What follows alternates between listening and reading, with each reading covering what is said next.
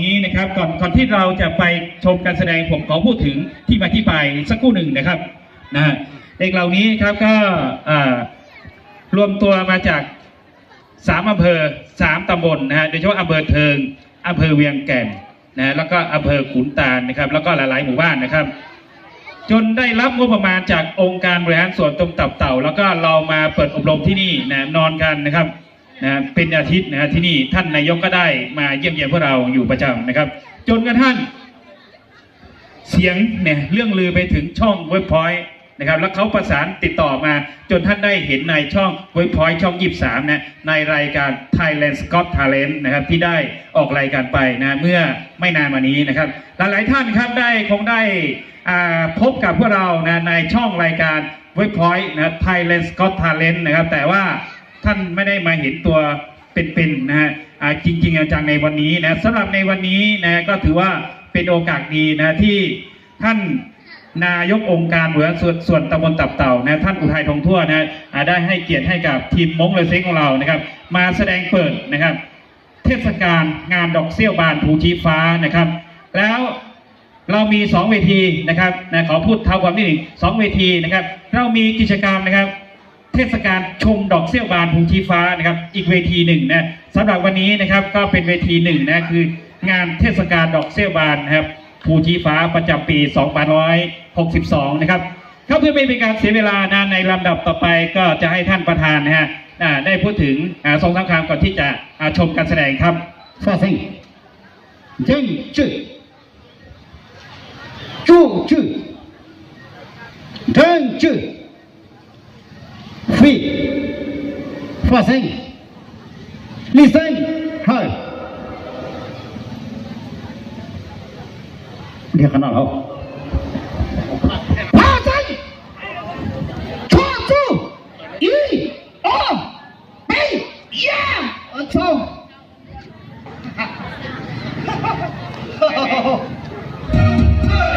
我三十五1、2、呀走呀แสดงในวันนี้นะครับหรือว่าได้รับการฝึกฝนน้องๆอย่าเล่าเรียนแบบก็กิจกรรมเดี๋ยวเผลอนะครับก็อาจจะเป็นการออกกำลังกายนะครับ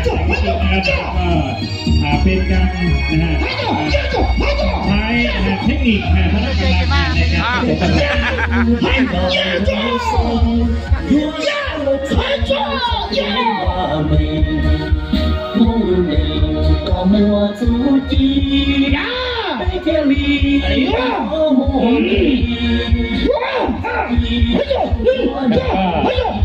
น้องที่มาแสดงม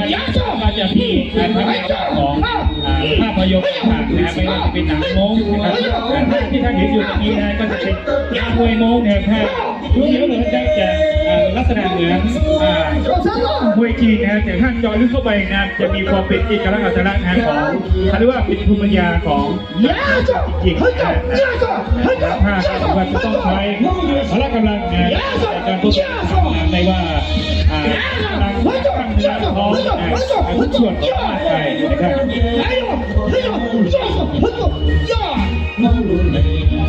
นี่ก็จะเป็นรุ่นพี่แต่รุ่นพี่อายุ40 กว่าแล้วนะครับเกือบ50อันนี้ที่มาใช้ในแต่ละท่านก็พลังทุกส่วนของร่างกายนะครับสำหรับท่าต่อไปนะท่าลำดาบนะครับ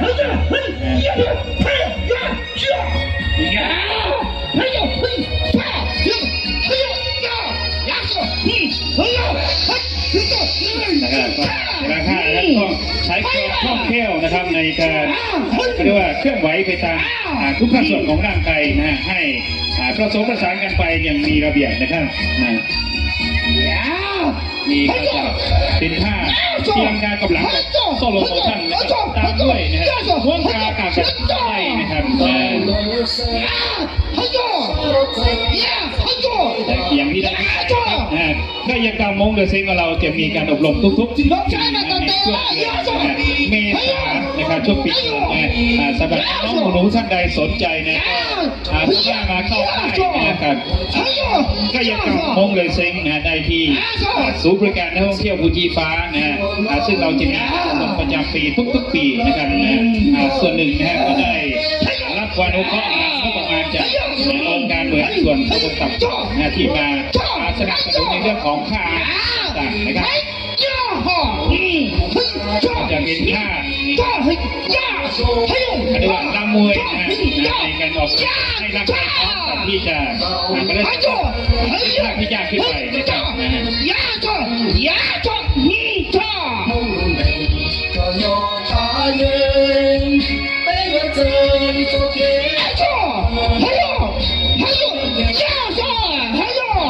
หรือว่าจะต้องใช้เทคนิคนะฮะภาคส่วนของร่างกายผสมไปนะครับและท่าก็ดูเหมือนง่ายครับแต่ว่าอย่าให้แต่นะต้องใช้ก็เรียกว่าต้องใช้เทคนิคพละกำลัง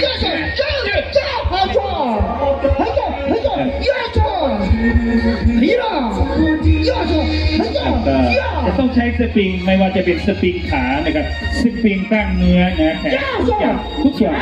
ของร่างกายนะฮะก็หรือว่าผสมผสานกันนะ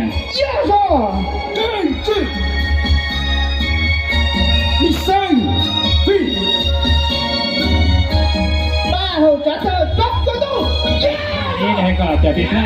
ดอกเซี่ยวบานนะครับนะเป็นท่าดอกเซี่ยวบานถ้าถูกใจนะช่วยตบมือให้กำลังใจนะครับ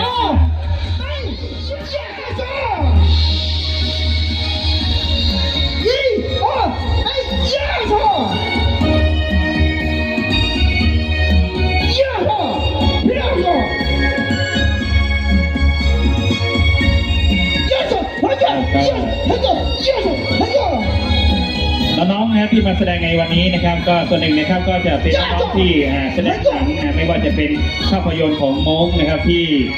ออกตามรายการช่อง YouTube หรือว่าหนังที่ขายกันตรงนี้นะครับถ้าต่อไปนี่ก็จะเป็นการลำดับอันนี้ก็จะเป็นรุ่นรุ่นพี่เป็นสิทธิ์รุ่นพี่นะครับก็เป็นเขาที่อายุควรนะครับแต่ว่ามีนักแสดงออกกำลังกายนะครับกายกรรมผสมผสานไปด้วยนะฮะท่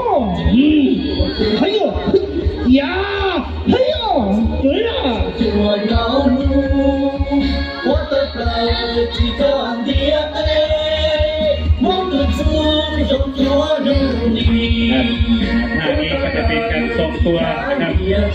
กลางอากาศแบบทรงตัวนะครับนะฮะ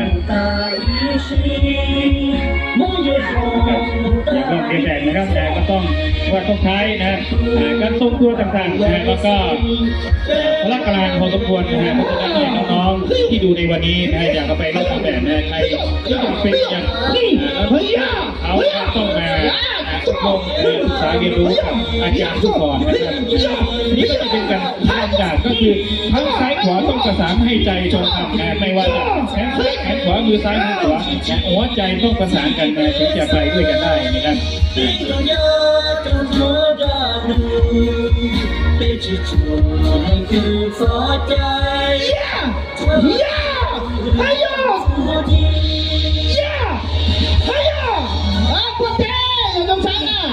แต่ถ้าสุขใจก็ปรบมือครับ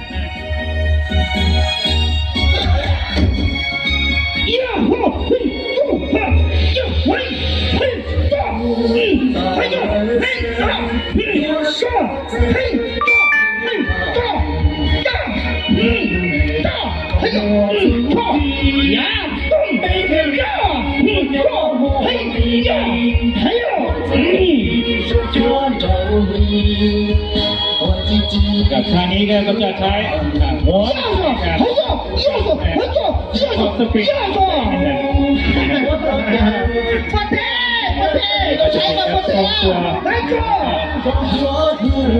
สมัยก่อนครับ ท่านี้เขาเรียกว่าข้ามรั้วนะข้ามรั้วนะครับ 呀嚯， เป็นในเรื่องของเทคนิคต่างๆนะสมัยก่อนนะครับข้ามต่อไม้ข้ามรั้วต่างๆนะครับก็ต้องใช้แนวท่านี้ไปนะครับแล้วก็ท่าต่อไปนะก็จะเป็นการไต่เชือกนะครับสมัยก่อนนะพี่น้องชาติพันธุ์ของเราเนี่ยเรายังไม่มีสะพานใช้นะก็ต้องใช้เชือกข้ามแม่น้ำไปอีกข้ามหนึ่งนะแล้วก็ข้ามลำห้วยไปอีกข้างหนึ่งนะฮะก็คือจะต้องใช้เชือกดึงนะแล้วก็ช่วยกันดึงนะแล้วก็ประยุงกันให้ข้ามไปนะทีละคนไปนะครับนะก็จะลุ้นนะครับว่าจะข้ามได้ไหมนะครับในวันนี้นะครับขอให้พวกเราช่วยปรบมือดังๆอีกครั้งหนึ่งนะครับปรบมือดังอีกครั้งหนึ่งครับ呀，哎呦，先不站，木个头，再不站，木个头，到这了， จะต้องใช้ 啊， เทคนิคนะฮะแล้วก็การทรงตัวนะไม่ว่าจะเป็นทั้งแขนทั้งขาทั้งส่วนของร่างกายนะจิตใจที่สำคัญจิตใจต้องนิ่งนะครับแล้วก็เขาเรียกว่าต้อง OK，不 มี 站 การประสานทุกภาคส่วนของร่างกายนะครับนะ 呀，哎呀，呀呀， นะครับก็ทางไปครับก็จะเป็นการนำเขาเรียกว่าอะไร 哎呀， อย่าชุดใหญ่นะครับก็ต้องใช้สมัยก่อนที่ต้องใช้บอกที่ลำตรงนี้เนี่ยจะต้องใช้พละกำลังพอสมควรนะเพราะว่ามีความหนักเป็น10 กิโลสมัยก่อนนะแต่ปัจจุบันนี้ก็เอาประยุกต์ใช้ในการแสดงนะครับ 谁呢？你讲的那三个的那个谁有了？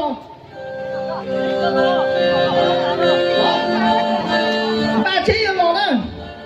ครับขออาสาสมัครน้องๆน้อง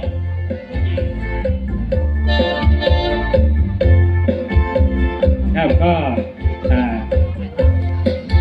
อันนี้คือน้องๆผู้หญิงที่เขายังไม่เคยมาทดลองนะครับเพราะฉะนั้นเนี่ยก็จะให้นะครับ 高速。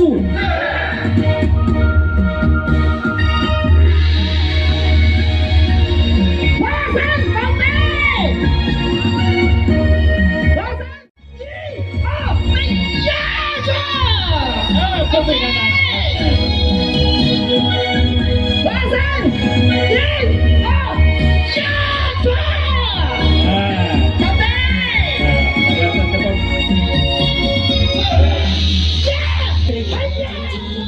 不甘路，梦的路上就往高路，我的背梦又融在一起，这种孤独到了心。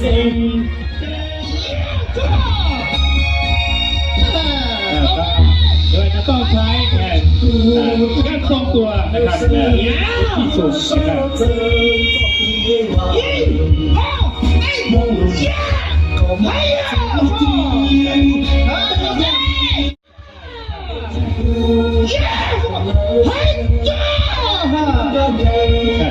ตกใจเจ้าปรบมือครับปรบมือดังๆครับนะครับเรือพระเอกของเรานะครับลุ้นครับนับปรบมือดังๆอีกครั้งหนึ่งครับเจ้าปรบมือดังๆนะครับเจ้าปรบมือดังๆอีกครั้งหนึ่งนะครับ 没有呀，终究让路。Target.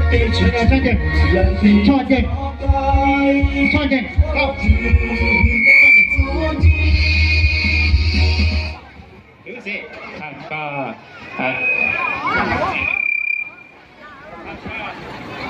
ข้อเส้นเก่งชื่อนะครับก็ในระหว่างที่การแสดงนะชุดของเรานะครับชุดมงเลยซิงนะครับ ค่ะขออนุญาตทางกายกรรมมงเลยเซ็งสักนิดหนึ่งนะคะ เนื่องจากว่ามีประกาศด่วนเข้ามานะคะ การเจ้าของรถหมายเลขป้ายทะเบียนกไก่ต่อเต่า3902นะคะกไก่ต่อเต่า3902จังหวัดแพร่นะคะ ให้ไปย้ายรถของท่านด่วนเลย เนื่องจากว่าท่านจอดกีดขวางทางจราจรอยู่นะคะ Listen, see, ใจตีอ่ะ สำหรับน้องๆกายกรรมที่มาแสดงในวันนี้นะครับ ก็ถือว่าเรายังไม่มี